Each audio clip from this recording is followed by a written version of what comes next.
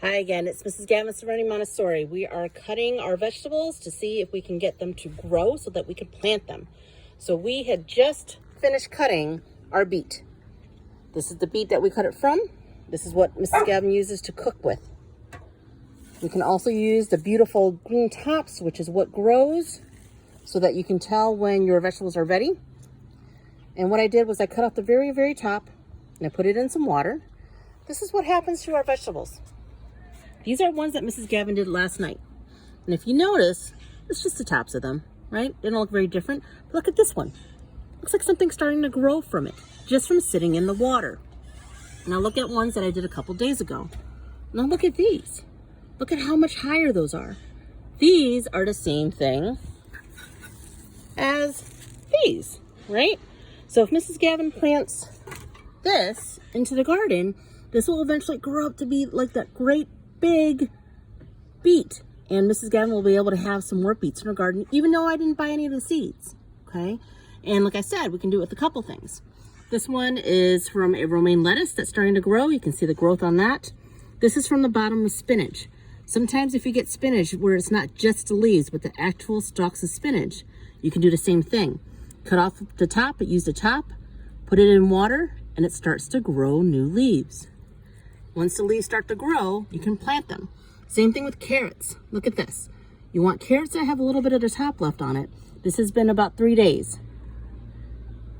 So now, once this grows a little bigger, Mrs. Gavin's gonna be able to plant that in her garden, and I will get carrots from the carrots that I bought from the store.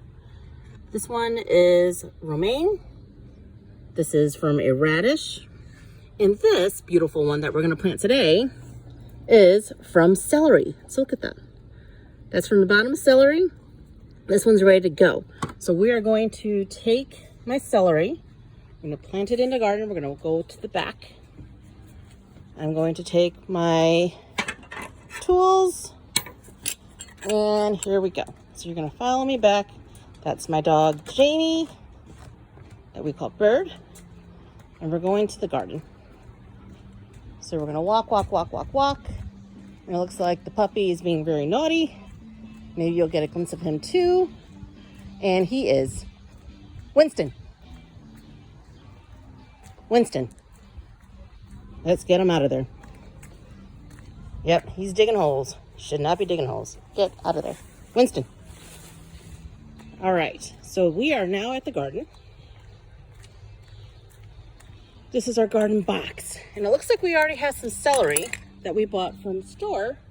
Not from the grocery store, but from the store that we started as plants. Because until we started doing this 8 weeks ago, Mrs. Gavin didn't know that we could actually plant things that we got from the grocery store, and we're able to root them. So here's what we have.